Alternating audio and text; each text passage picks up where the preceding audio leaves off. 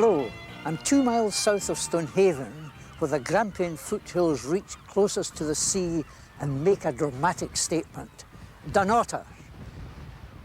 And since Pictish times, that name has meant the fort in the Highland Low Country.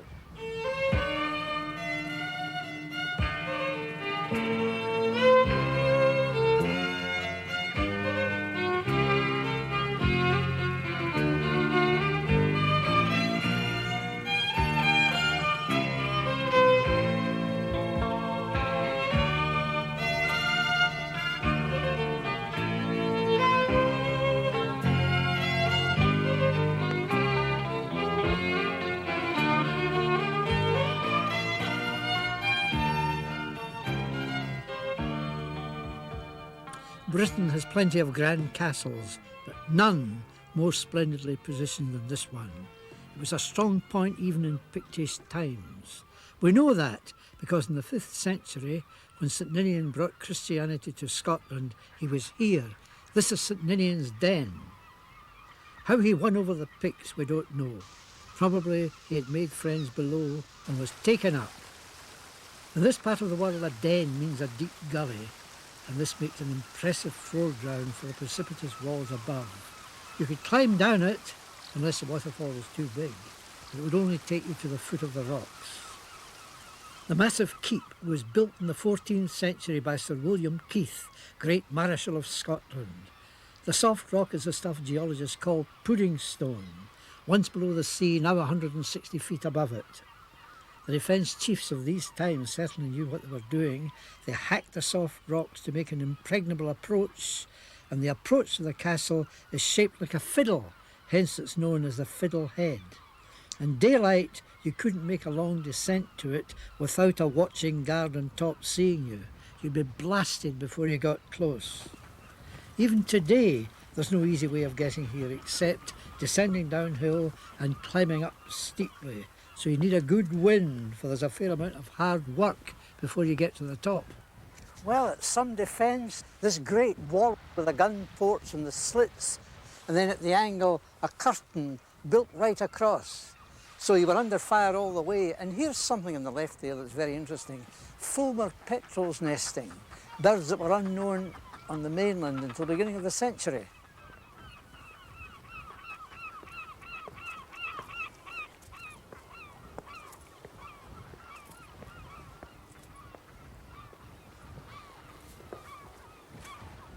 Well, the moment you're through the portcullis, the powder magazine, the warden's quarters, but right in front of you, gun loops to shoot you down if you haven't authority. Hello? And once through the gate, you're really hemmed in. And the access pens are so cunningly designed that you could be fired on from the magazine in the guard room or the barrack room from the sides as well as above. Dunnottar was a lot easier to capture when William Wallace took it from the English in 1297, before any of this work had been done. In troubled times, valuables of state were brought here for safety once these fortifications you're seeing were built. The massive 5-storey building forming the right side of the curtain is Benham's lodging, dovetailed skillfully into the rock, and with the rock on the other side and the gun ports commanding the door, it's no wonder that in the time of Cromwell it was the only Scottish castle still flying the royal flag in 1652. For 8 months English troops had been besieging it, from winter right through to spring, but when fresh artillery was brought to bear in the castle, Sir George Ogilvy was forced to surrender from exhaustion. But once you're up on the outer curtain, what a splendid summit. It's hard to believe you're perched in a rock high above the sea. The ancient stone keep was perfectly placed on the edge of the cliff, leaving the whole area flat top for expansion, and the wealthy Earl Marshals took advantage of it, turning it into a feudal village between the 14th and the 17th centuries.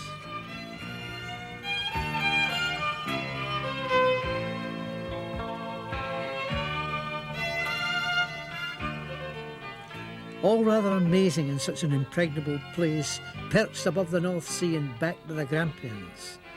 Think of the problem of victualling. No wonder they'd a stable for horses and a blacksmith to shoe them, transporting food for a garrison as well as servants.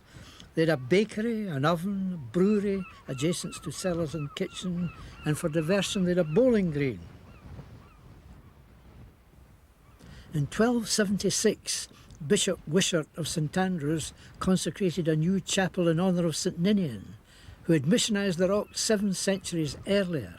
This is a still later chapel. Of the old one, only the 13th century window remains in situ. Well, just 21 years after its consecration, when the Dunnottar rock was held by the English, Wallace stormed the rock, took it, and some of the garrison who had taken shelter here, he burnt them alive. Most of the buildings here relate to the 16th and 17th centuries, when the formidable fortifications giving entrance to the castle were engineered. You could call it from an age of austerity in the old keep to gracious living in a comfortable family block. The architectural spread shows the gradual process of civilization with an accent of craftsmanship and comfort.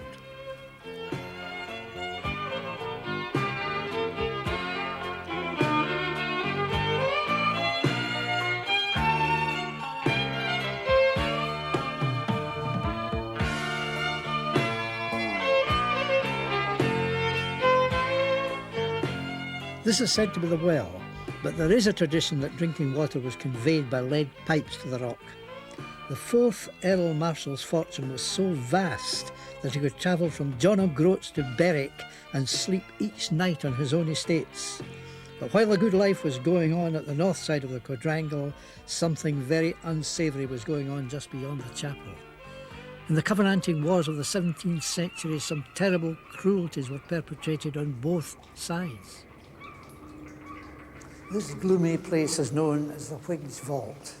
For the Covenanters, 122 men and 45 women who were brought here imprisoned, and the floor was deep in mire.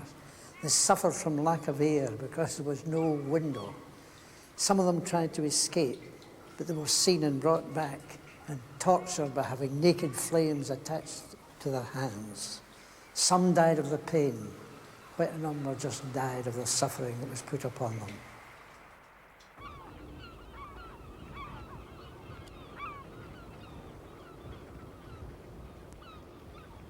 The most inspiring stories of the bravery of 2 women when Cromwell's force under Colonel Morgan was besieging the castle, bombarding it with heavy guns from the hill above Stonehaven.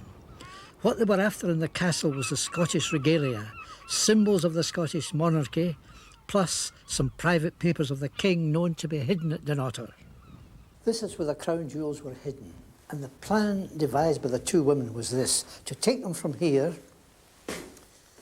and put them out of this window and lower them down the big cliff to where a woman would be gathering seaweed on the shore. And when the crown, the sceptre and the sword came down, they'd be put in a basket, covered up by seaweed, and taken 8 miles down the coast to Conneth Parish Church to be hidden. The papers were safe. They'd been smuggled through the besieging lines by Anne Lindsay, a kinswoman of Ogilvy's wife. It's a lonely and rocky coast from Dunnottar to Conneth, and the lady with the loot in the basket must have been on edge, literally, as she covered the ground.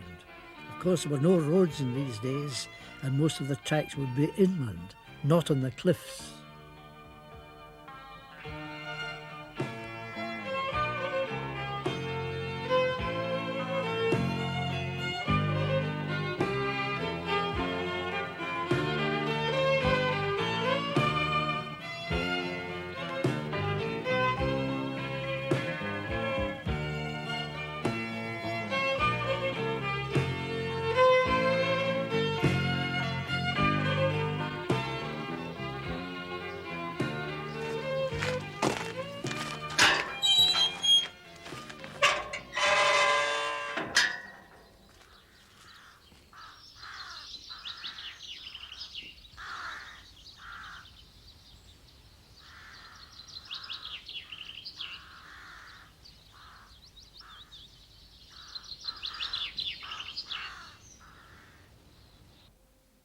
It was in the parish kirk here she ended up with her bundle. and it lay under the floorboards for 8 years until the restoration of the monarchy in 1660. The minister of the kirk who took the risk was the Reverend James Granger, and it's a story that loses nothing in the telling. The picture tells of the hiding of the regalia, an artist's impression, and the gold crown must have weighed quite a bit.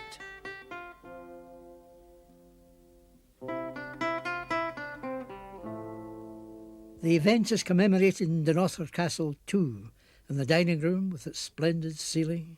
The inscription reads, "In commemoration of the defence of the honours of Scotland by George Ogilvy of Barras, Governor of Dunnottar, and of the help given by his wife, Elizabeth Douglas, and by her kinswoman, Anne Lindsay."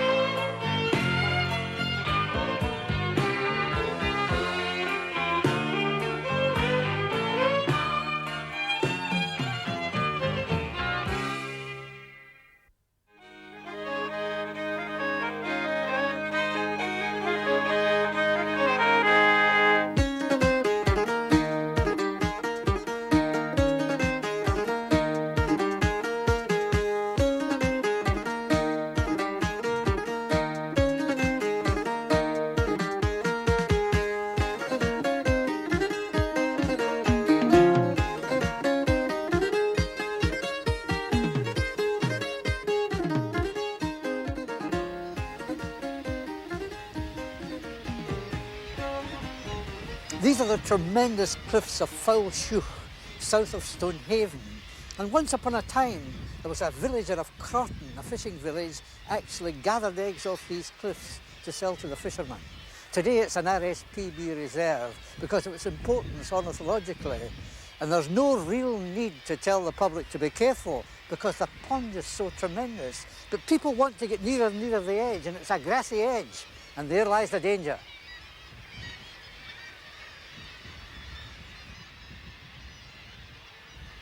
Well, the path takes a lovely line through a natural garden of sea pinks at this time of year, fertilised by the birds. Kittiwakes, guillemots, a few razorbills, plenty of herring gulls. So it really is a most splendid place. And the cliffs, by Jove, there's some great corners here. It's all conglomerate rock, so it's pretty unsafe, I would imagine. There's nothing else like it in the east coast of Scotland.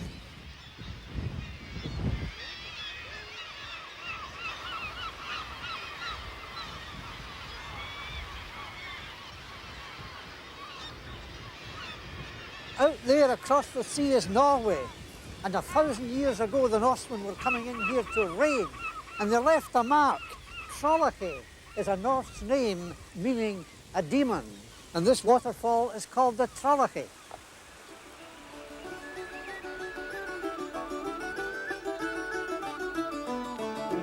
This is Kincardineshire, which stretches from the River Dee at Aberdeen to near Montrose, noted for the quality of its agriculture. So it's surprising that it drops into the North Sea in noble scenery like this. It's been called the fatherland of Robert Burns because his grandfather farmed just inland from here in Glenbervie parish and near Stonehaven.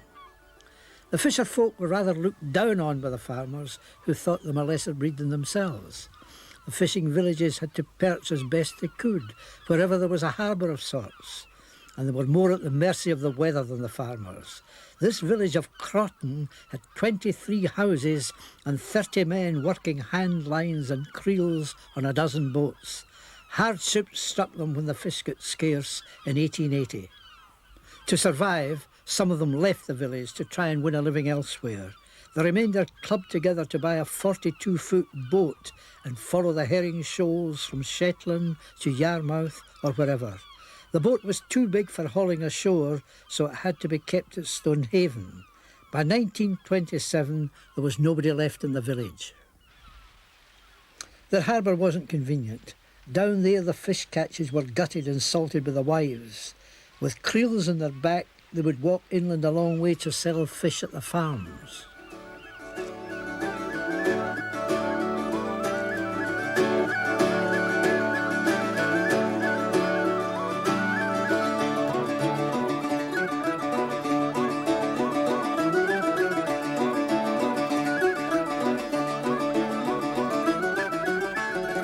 Some of the folk who left went into a new style of fishing, deep-sea trawling on steam drifters out of Aberdeen.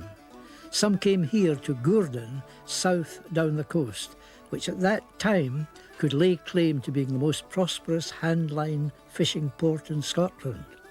A fisherman's wife at that time was expected to bait 1,200 hooks per day with mussels.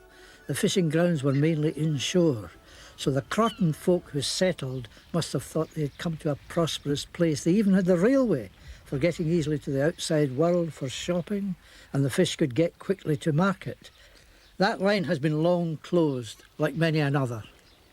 When I was here a few days ago, I said I'd be back, so here I am to see what the boats have brought in. The score or so of Gourdon boats have all the modern aids.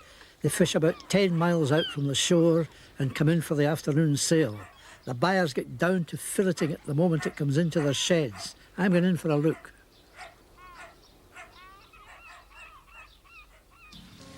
Aye. Hello. Hello.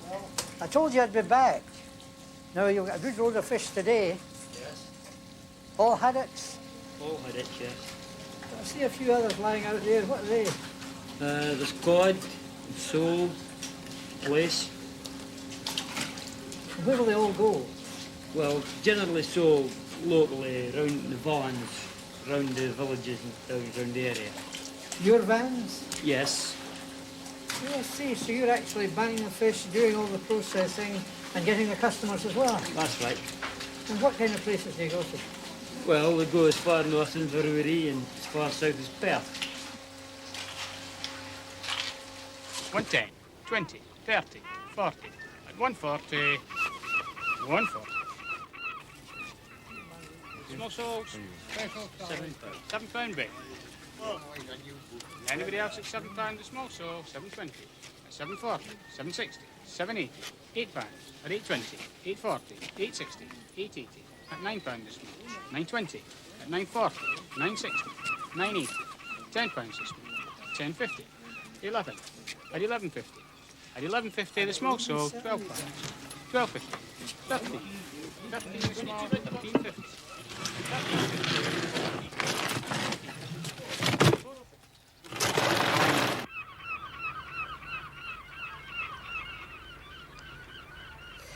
It's sad to think, though, that Gourdon, the once very prosperous fishing village, is declining the same way as Crawton did. Actually, when you come to think of it, it's logical to take an easier way of life if you can get it. And with a motor car, you can live here and work in other industries.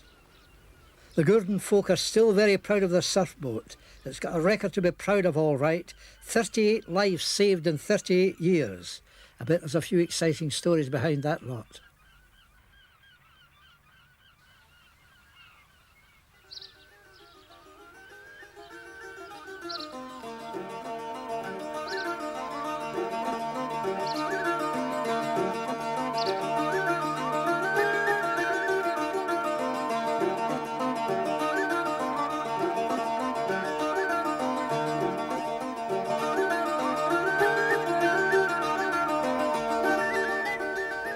Just 4 miles down the coast from the headland of Dooley Ness that shelters Gourdon sits the village of Johnshaven. And there was a time when boats from the Baltic called in to buy their fish catches. The local boats went far afield too, after the herring shoals, and the village girls would follow the fleet to barrel the catch. You get the feeling it hasn't changed much since these busy fishing days as you come down the hill to the harbour.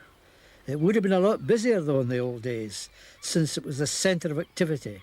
But there was other work too along this road: a brewery, a flax mill and a jute mill.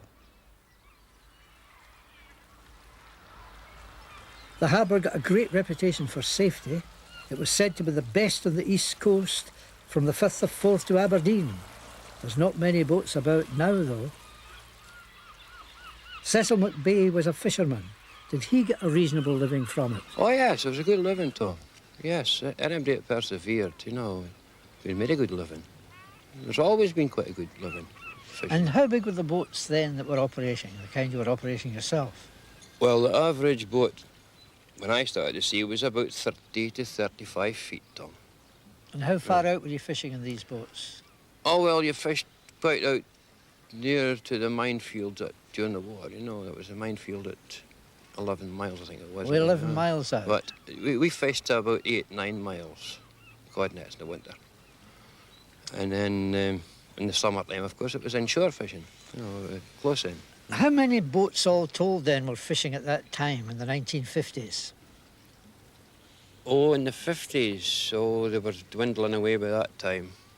But in the 40s, there would have been about 20 to 25 full-time boats at that time.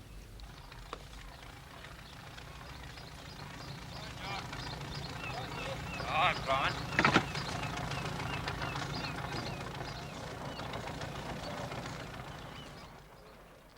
Cecil McBay's nephew Richard, instead of being a fisherman like his father and uncle, is a boat builder. You build traditional clinker-built boats, Richard. Not many people doing it. How did that come about? Well, originally, when I left the school, when I was 15, my father, I was going to go to the sea with my father, and there was a job came up in Montrose for a boat building, and he sent me there instead, but I wasn't very happy about that at the time. But I've no regrets now. And this keel that you've laid down is for yourself? I'm building this on a long-term basis. I'm hoping to be finished maybe next year at this time, and I can use it for a wee bit of line fishing and pleasure. Well, a year's work in your spare time. You must be doing work guy hard. How long is the boat? 26 feet overall, 10 foot 6 beam. And will you do everything? Put the engine in? Yeah, do the whole lot, yes. Everything from scratch to finished article. And have you got all the machinery here for doing it? Yeah, bandsaw, planer, circular saw. And that big lump of oak, that'll come out as planks eventually? No, that'll be the frames, Tom, for holding the boat together. And will you go fishing in it? Yeah, I'll be fishing in my spare time, line fishing and things like that. These neat coastal villages I've been showing you are not remote. They lie just off the A92 coast road south of Stonehaven. But they are survivors of remoter times when 8 out of 10 folk earned a living from the land and the sea. The motor car has brought their folk into the modern world without taking away their very special kind of individuality.